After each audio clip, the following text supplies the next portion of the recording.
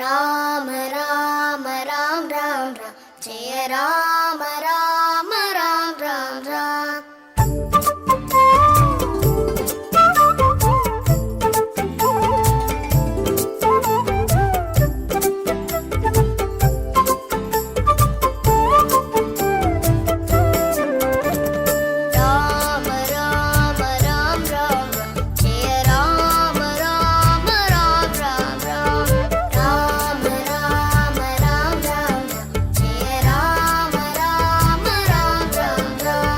ಇವತ್ತು ನಾವು ಸಾವಡ ಶ್ರೀ ರಾಮಚಂದ್ರ ದೇವಸ್ಥಾನಕ್ಕೆ ಬಂದಿದ್ದೇವೆ.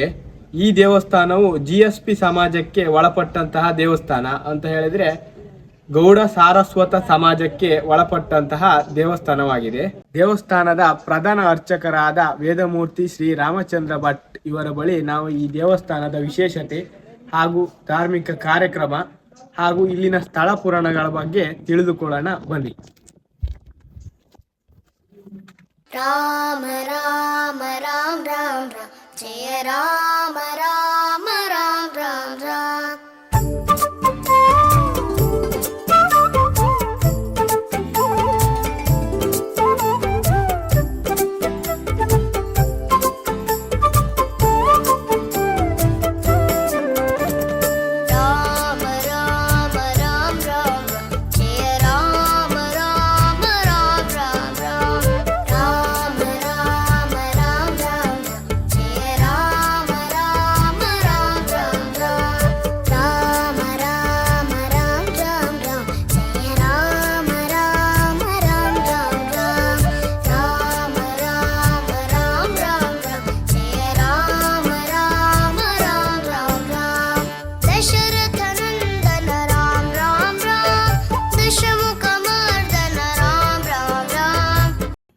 ಹರಿ ಓಂ. ಆಪದಾಮಪಹರ್ತಾರಂ ಧಾತಾರಂ ಸರ್ವಸಂಪದಾಂ ಲೋಕಾಭಿರಾಮಂ ಶ್ರೀರಾಮಂ ಭೂಯೋ ಭೂಯೋ ನಮಾಮ್ಯಹಂ. ಮನೋಜವಂ ಮಾರುತತುಲ್ಯವೇಗಂ ಜಿತೇಂದ್ರಿಯಂ ಬುದ್ಧಿಮತಾಂ ವರಿಷ್ಠಂ ವಾತಾತ್ಮಜಂ ವಾನರಯುತ ಮುಖ್ಯಂ ಶ್ರೀರಾಮದೂತಂ ಶಿರಸಾ ನಮಾಮಿ. ಬ್ರಹ್ಮಾಂತ ಗುರವಃ ಸಾಕ್ಷಾತ್ ಇಷ್ಟಂ ದೈವಂ ಶ್ರೀಯಪತಿಃ ಆಚಾರ್ಯ ಶ್ರೀಮದಾಚಾರ್ಯ ಸಂತಮೇ ಜನ್ಮಜನ್ಮನಿ. ಶ್ರೀಮತ್ ಸುಧೀಂದ್ರ ತೀರ್ಥ ಗುರುಭ್ಯೋ ನಮಃ. ಶ್ರೀಮತ್ ಸಂಯಮೀಂದ್ರ ತೀರ್ಥ ಗುರುಭ್ಯೋ ನಮಃ. ಸರ್ವಪ್ರಥಮವಾಗಿ ನಮ್ಮ ಪೇಟೆಯ ಸವಡ ಪೇಟೆಯ ಆರಾಧ್ಯ ದೇವರಾದಂತಹ ಮುಖ್ಯ ಪ್ರಾಣ ಸಹಿತ ರಾಮಚಂದ್ರ ದೇವರ ಸನ್ನಿಧಾನದಲ್ಲಿ, ಹಾಗೆ ವಿಶೇಷವಾಗಿ ಸವಡ ಊರು ಎನ್ನುವುದೊಂದು ತುಂಬ ಒಂದು ದೇವಾಲಯದಿಂದ ರಾರಾಜಿಸ್ತಾ ಇದೆ. ಅದರಲ್ಲಿ ವಿಶೇಷವಾಗಿ ದುರ್ಗಾಪರಮೇಶ್ವರಿ, ಮಲ್ಲಿಕಾರ್ಜುನ ದೇವರು, ಗುತ್ತಿಯಮ್ಮ ದೇವರು, ನಾಗಬ್ರಹ್ಮಸ್ಥಾನ, ಹಾಗೆ ವೀರಾಂಜನೇಯ ಸ್ವಾಮಿ ದೇವಸ್ಥಾನ, ಮಹಾಗಣಪತಿ ದೇವಸ್ಥಾನ, ಅದರಲ್ಲಿ ನಮ್ಮದಿದು ಮುಖ್ಯ ಪ್ರಾಣ ಸಹಿತ ರಾಮಚಂದ್ರ ದೇವಾಲಯ. ಇದು ವಿಶೇಷವಾಗಿ GSB ಅಂತ ಹೇಳ್ತಾರೆ, ಗೌಡ ಸಾರಸ್ವತ ಬ್ರಾಹ್ಮಣ ಸಮಾಜಕ್ಕೆ ಒಳಪಟ್ಟಿದೆ.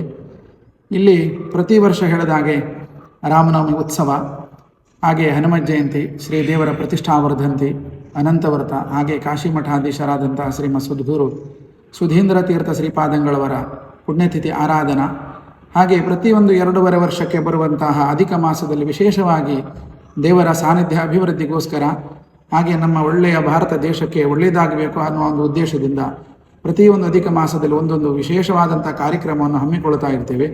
ಅದರಲ್ಲಿ ವಿಶೇಷವಾಗಿ ಈ ಹಿಂದೆ ನಡೆದಂಥ ಒಂದು ಸುಂದರಕಾಂಡ ಹವನ ಇರಬಹುದು, ಸೀತಾ ಕಲ್ಯಾಣೋತ್ಸವ ಇರಬಹುದು, ಹಾಗೆ ಸಹಸ್ರ ಪವಮಾನ ಕಲಶ ಇರಬಹುದು, ಹಾಗೆ ರಾಮ ಪಟ್ಟಾಭಿಷೇಕ ಇದೆ, ಹಾಗೆ ಸೀತಾ ಕಲ್ಯಾಣ ಮಹೋತ್ಸವ, ಹೀಗೆ ವಿಶೇಷವಾಗಿ ಪ್ರತಿಯೊಂದು 2.5 ವರ್ಷಕ್ಕೆ ಒಂದೊಂದು ಸಾರ್ತಿ ಈ ವಿಶೇಷವಾದಂಥ ಒಂದು ಕಾರ್ಯಕ್ರಮ ಮಾಡ್ತಾ ಇರ್ತೇವೆ. ಇಲ್ಲಿ ಹೇಗಂತ ಹೇಳಿದರೆ, ನಮ್ಮ ಕಾಶಿ ಮಠಾಧೀಶ ಶ್ರೀಮತ್ ಸುಧೀಂದ್ರ ತೀರ್ಥ ಶ್ರೀಪಾದಂಗಳವರೊಂದು ಪಾದಸ್ಪರ್ಶದಿಂದ ನಮ್ಮದೊಂದು ಸಣ್ಣದೊಂದು ದೇವಾಲಯ ಸಮಾಜಕ್ಕೆ ಒಳಪಟ್ಟಿದ್ದು, ಅವರ ಒಂದು ಪಾದಸ್ಪರ್ಶ ಹಾಗೂ ಒಂದು ಮಂತ್ರಾಕ್ಷತೆಯ ರೂಪದಿಂದ ಇವತ್ತು ಇದು ನಮ್ಮ ಸಮಾಜದಲ್ಲಿ ಒಂದು ಕೇಂದ್ರ ಬಿಂದುವಾಗಿ ಒಂದು ಆಗಿದೆ. ಅದಕ್ಕೆ ಮೂಲ ಕಾರಣವೇ ನಮ್ಮ ಕಾಶಿ ಮಠಾಧೀಶರಾದಂತಹ ಶ್ರೀಮತ್ ಸದ್ಗುರು ಸುಧೀಂದ್ರ ತೀರ್ಥ ಶ್ರೀಪಾದಂಗಳವರು, ಹಾಗೆ ಅವರ ಪಟ್ಟ ಶಿಷ್ಯ ಶ್ರೀಮದ್ ಸಂಯಮೀಂದ್ರ ಶ್ರೀಪಾದಂಗಳವರ ಆಶೀರ್ವಾದ ಅಂತ ಹೇಳಲಿಕ್ಕೆ ಸಂತೋಷ ಆಗ್ತದೆ.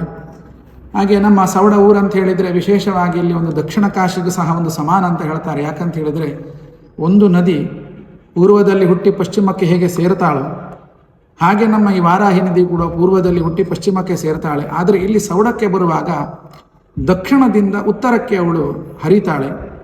ಕಾರಣ ಏನಂತ ಹೇಳಿದರೆ, ಕಾಶಿಯಲ್ಲಿ ಹೇಗೆ ಗಂಗಾ ದಕ್ಷಿಣೋತ್ತರವಾಗಿ ಹರಿತಾಳು, ಹಾಗೆ ನಮ್ಮ ಸೌಡದಲ್ಲಿ ವಾರಾಹಿ ನದಿ ಅನ್ನುವುದು ದಕ್ಷಿಣದಿಂದ ಉತ್ತರ ದಿಕ್ಕಿಗೆ ಹರಿತಾ ಇರುವ ಕಾರಣದಿಂದ ಇದಕ್ಕೂ ಒಂದು ಕೂಡ ನಮ್ಮ ಹಿರಿಯವರು ದಕ್ಷಿಣ ಕಾಶಿ ಅಂತ ಒಂದು ನಾಮಕರಣವನ್ನು ಕೂಡ ಮಾಡಿದ್ದಾರೆ.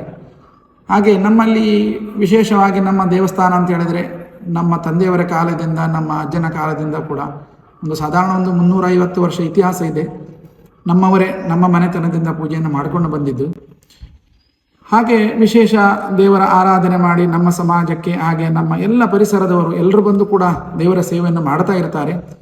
ಇವತ್ತಿನ ದಿವಸದಲ್ಲಿ ವಿಶೇಷವಾಗಿ ದೇವರ ಹತ್ರ ಪ್ರಾರ್ಥನೆ ಮಾಡೋದು, ನಮ್ಮ ಭಾರತ ದೇಶಕ್ಕೆ ಒಳ್ಳೆಯದಾಗಬೇಕು, ನಮ್ಮ ಹಿಂದೂ ಸಮಾಜಕ್ಕೆ ಒಳ್ಳೆಯದಾಗಬೇಕು, ಎಲ್ಲ ಜನಪದರಿಗೆ ಒಳ್ಳೆಯದಾಗಬೇಕು ಅನ್ನೋ ಒಂದು ಉದ್ದೇಶದಿಂದ ಪ್ರತಿ ದಿವಸ ದೇವರಲ್ಲಿ ಪ್ರಾರ್ಥನೆ ಮಾಡಿ ನಿತ್ಯ ಪೂಜೆ ಇರಲಿ, ಮಹಾಪೂಜೆ ಇರಲಿ, ರಾತ್ರಿ ಪೂಜೆ ಇರಲಿ, ಎಲ್ಲ ಕಾಲದಲ್ಲಿ ದೇವರ ಹತ್ರ ಪ್ರಾರ್ಥನೆ ಮಾಡ್ತಾ ಇದ್ದೀವಿ.